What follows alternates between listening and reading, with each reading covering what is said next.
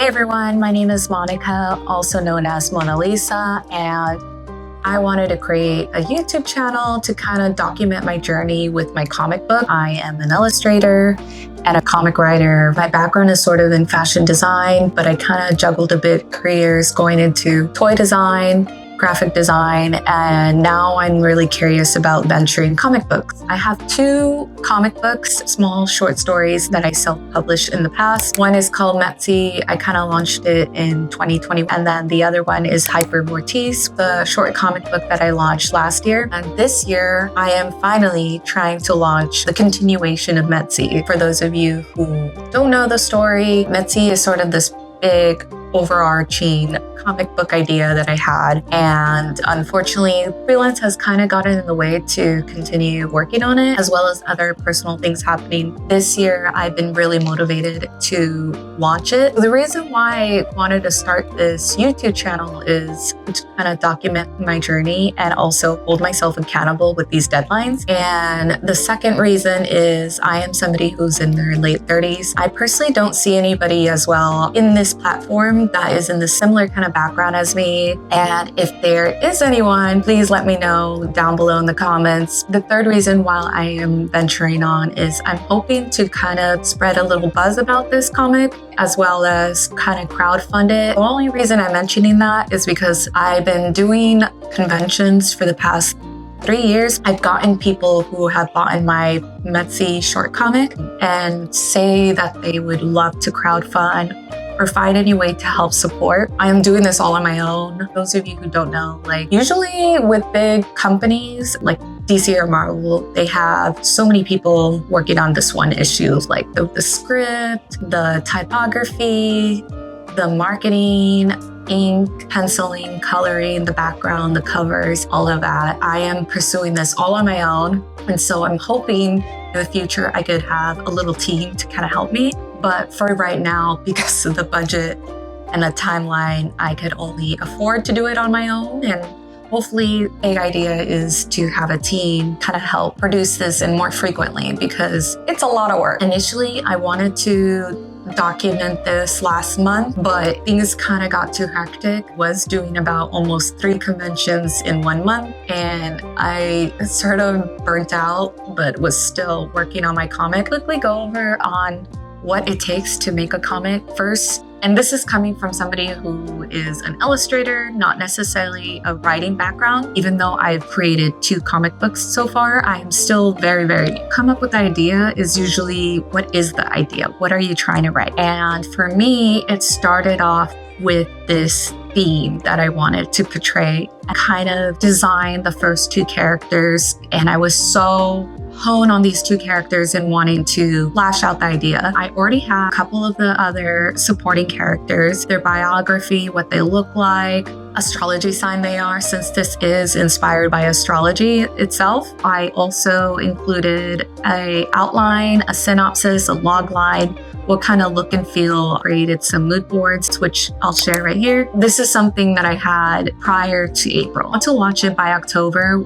in hopes that I get into New York Comic Con again. Just a quick little interruption. I realize you're probably thinking, why New York Comic Con? I've done 3 years of vending in the convention, and I've only did a handful. I'm not well too experienced. So far, I'm from California, and I noticed that I do extremely well in the East Coast. I don't know what it is about it, but I love it. Last year, I was very grateful to finally get into New York Comic Con after 3 years of being rejected. I didn't go with big expectation, only because I haven't really understand on how to do conventions. I'm still kind of a newbie, even though it's been 3 years of doing it. New York Comic Con itself exceeded my expectation. That was the first time that I actually profited 4 digits. I was so overwhelmed with the emotion. I also sold out of the Prelude Metzi comic. I flew in not really having big expectations, so I didn't pack too much. I was really grateful for the individuals who actually did a pre-sale purchase, so I shipped it out for free because I unfortunately sold out. Everyone was like extremely hyped about the story and they wanted to find ways to get involved on how to help or just support. And so I decided if I do get into New York Comic Con this year, I want to launch it is kind of my goal. If I don't get into New York Comic Con, I will still launch it in October, but I'll have to think about something really special to kind of launch it. So far, what I've done, more of the character design, individuals who I know are going to be in this next issue, so I don't overwhelm myself, because there is going to be a lot of personalities and characters that I want to include, but to not overwhelm myself with the deadline, I'm only working on specific ones. I did a little bit of exploration and turns. Turns is usually like you do front, side, back, just so you kind of have like sort of an outline when you're working on the comic. And you also do a little bit character expression exploration, brings more of like to life of like personality these people are. And these characters are inspired by astrology and they all have their own sign. It's kind of fun to play around what they each would look like in each emotion. After that, I did a rough idea of the script. And the reason why I did it rough is because I am not a writer. My background is more in drawing and creating stories with drawing, especially with my concept arts that I do for freelance. I wanted to not restrict myself with creating a set script. Kind of have an idea what I want the conversations to be. I kind of have an idea what the inner monologue was going to be. And I feel like once I start drawing, I will get more in the flow of like, oh, what kind of conversations I want to have? What would they say? Be more in their mindset, how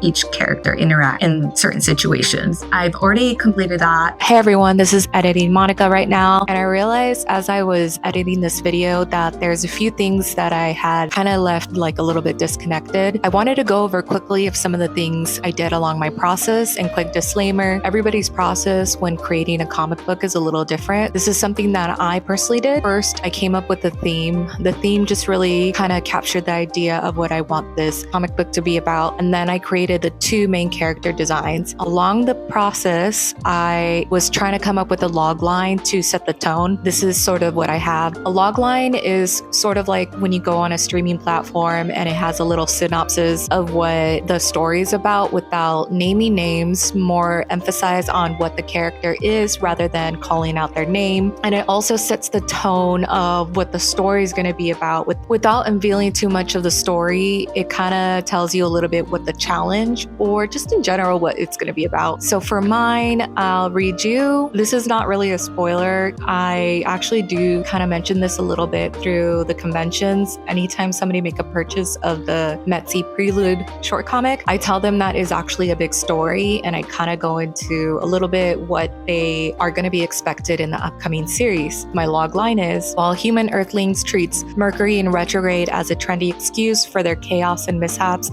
in the celestial world, it signals a realignment in the court system, where a group of rulers quietly shape trials and lessons humanity must endure. When an anxious moon princess disappears on the eve of her coronation, her egotistical sister takes over the throne to try to unfold the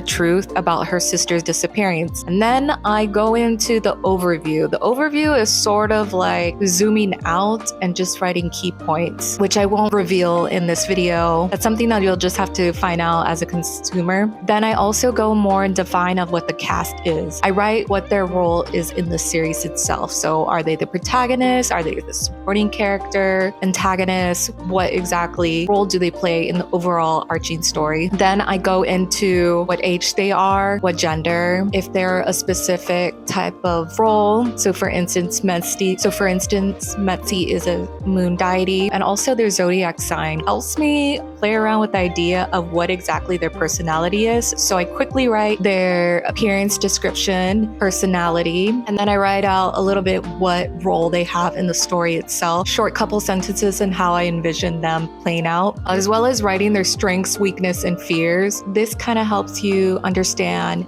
how your character is going to be in the storyline itself. So how would they treat certain scenarios? How would they react to any conflict, happiness, whatever given situation they have? You kind of fully understand the depth of your character. After that, I worked on the different acts. You split up into 3 different acts and write bullet points. Doing so, this kind of helps you understand what your defined outline is, as well as your script, each issue that you want to create. So the information I gathered is Act 1 is supposed to be the setup, Act 2 is the conflict, and Act 3 would be your climax. So for Act 1, you kind of want to set the tone. Where does it take place? What is the tone? Who's your main characters? What is the status quo? And the theme introductions. For instance, how is the central theme hinted at or introduced? Is it self-worth, social beauty standards? And just put it as a bullet point. You don't have to actually write a paragraph or anything like that, or at least what I did. And then you do cliffhanger. That's sort of like the overall idea of how I gather my information before going in more defined outline. Started doing thumbnails. Thumbnails, you kind of know what like animation movies, they're sort of like storyboards. So it's quick ideas of like which each scene you want it to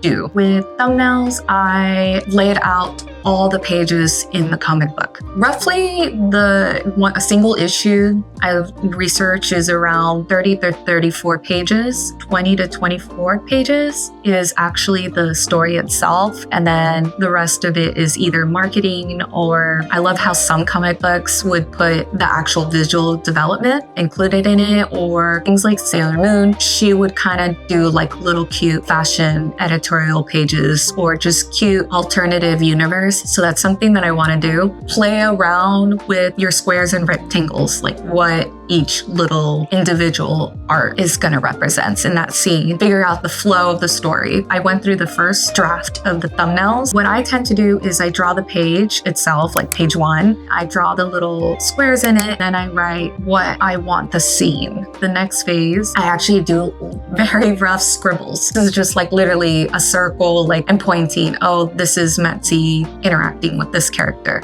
in this scene. It's super rough. In my timeline so far, I have until the end of May to really define a lot of the upwork. In June, I will be starting to do pencil, and penciling takes a very long time. Like, especially if your thumbnails don't have too much, the pencils is what take too long. For me personally, I'm working with now doing perspective. I'm not too advanced and skilled in doing landscape or backgrounds. So this is going to be a learning curve for me, as well as trying to make sure that the emotion that I want to portray is really defined in the comic book, because I want it to make it feel that you don't have to spell it out what's happening, like you can feel it. Pencils is going to be really rough for me in July. Inking is depending on what kind of a medium you're using. I'm going to do digital. I want to try to do traditional. So like until the end of May, I'm going to do test run of it to see how fast I could do, only because I have such limited time. In August, I'm aiming to do all the coloring. I feel like this process, from what I've learned in the previous 2 comics experience, doesn't take too long for me, but I can be sometimes a perfectionist and sometimes get too much into the small details when it comes to coloring. With this deadline,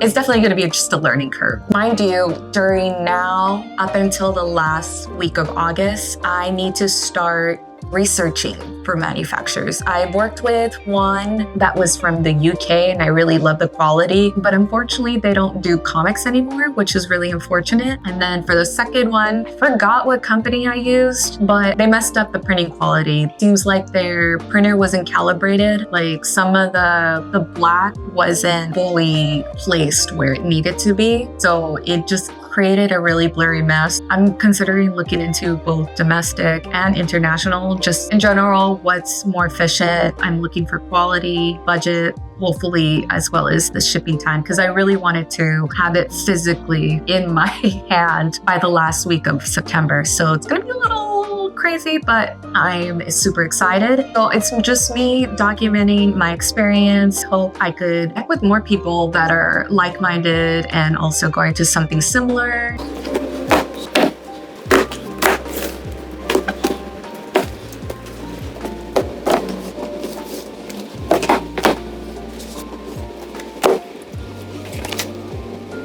I wanted to share some of the books I kind of use as reference. This is a sci-fi fantasy comic book, so it will have a lot of magic, a lot of mythology involved, inspired by or astrology.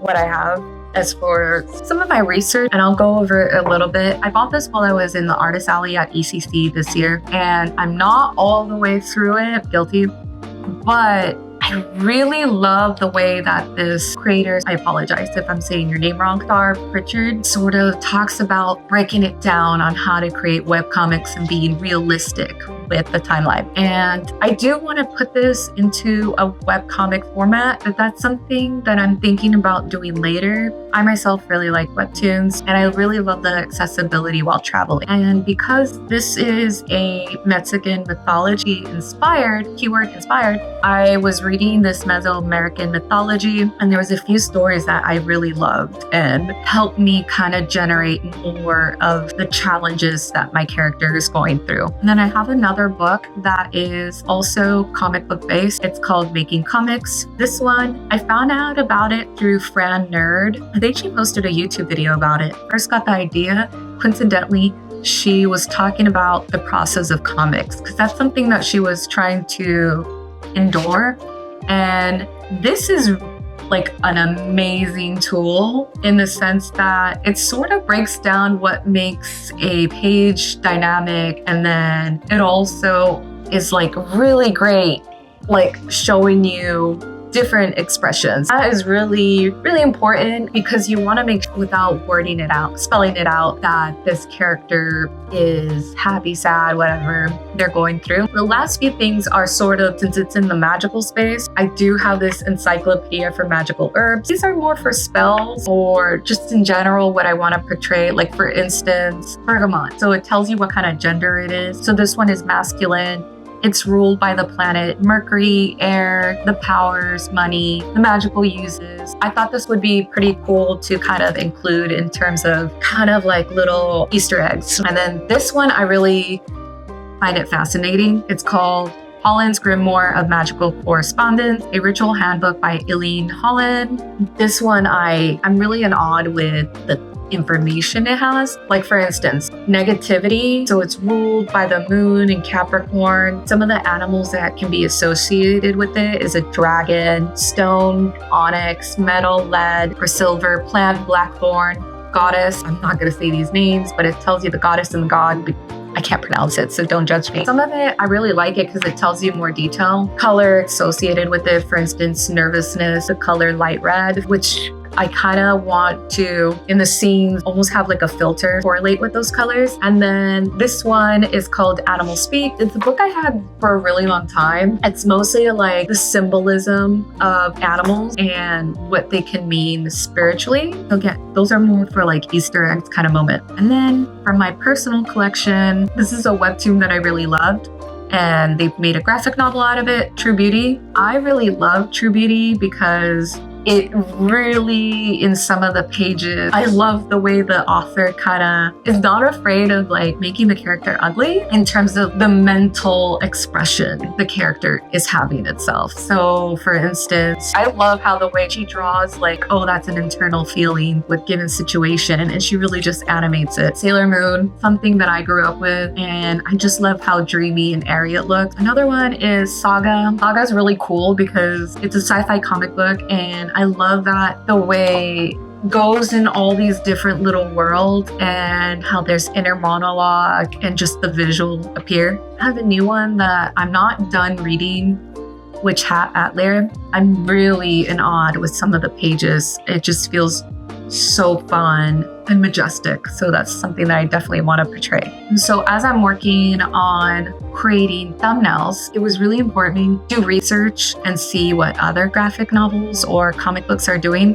So I did go to the library, the Los Angeles downtown one. I feel like they have such a good resource. I picked these either because I personally have read them. For instance, True Beauty, Lore Olympus is really great. I really like the writer for Paradise Kiss who's done Nana, and I just love how like girly and feminine it is. From my favorite anime, Fushigi. The pages in this is like so extremely like breathtaking personally. So I'm trying to do it where, for instance, like it's not your traditional sense of how you do square, square, square, and then like a triangle. I mean, not a triangle, a rectangle, a square, square, square. I really love like trying to see how to break it up a little bit, making the pages more interesting. Kind of was my focal point, and that's why I got these. It's helped a lot as I'm doing my thumbnails to kind of see, play around. I don't want every page to feel very standard, so that's why I like doing this type of research, because I feel like Pinterest can only do so much. It's very AI focused. Also, to disclose, I do have a Patreon, and I want to say that I am not at all, like, no pressure. I have a $1 tier Patreon. I wanted to keep something really super easy in general because I know that it's been super rough in terms of the economy here in the States. Honestly, like if you donate, like it will really help and go a long way with me. I also have a Ko-fi, which is the Ko-fi, and that one's really cute because it's play on words. So if you don't know, it's just simply like donating, and it's supposed to be like, oh, I'm donating you to get a coffee. And as somebody who loves coffee, I definitely need it every day, and I'm gonna be a little overwhelmed the next few months. Hopefully everything goes great. Thank you so much for watching this video. I really appreciate it, and please like, subscribe, comment, follow me on my social media. Everything will be linked down below, and as well as I want to disclose some of the programs or software or stuff I'm using just to kind of share. I'm always curious with other artists what kind of tools they're using. Please, if you know anybody who is in their late 30s, who's going on through similar kind of art journeys, comment them down below. I really, really want to see more people doing something similar. As somebody who believes in manifestation in the sense that if you see somebody who has similar background as you who is doing it, then you too believe that is doing it. Again, it could just be my algorithm. I will be only posting every 2 weeks, mainly because it's going to get a little bit redundant in terms of what I'm working on. Like for instance, in May, I'm working on just thumbnails. If you would like me to talk about anything else between those 2 weeks, just so if you want more videos out of me, please also feel free to comment down below. Right now, I'm strictly just making it more of development and sort of the lessons that I'm learning or challenges that I'm learning with this. Thank you so much, and I really appreciate it, and hope to see you in 2 weeks.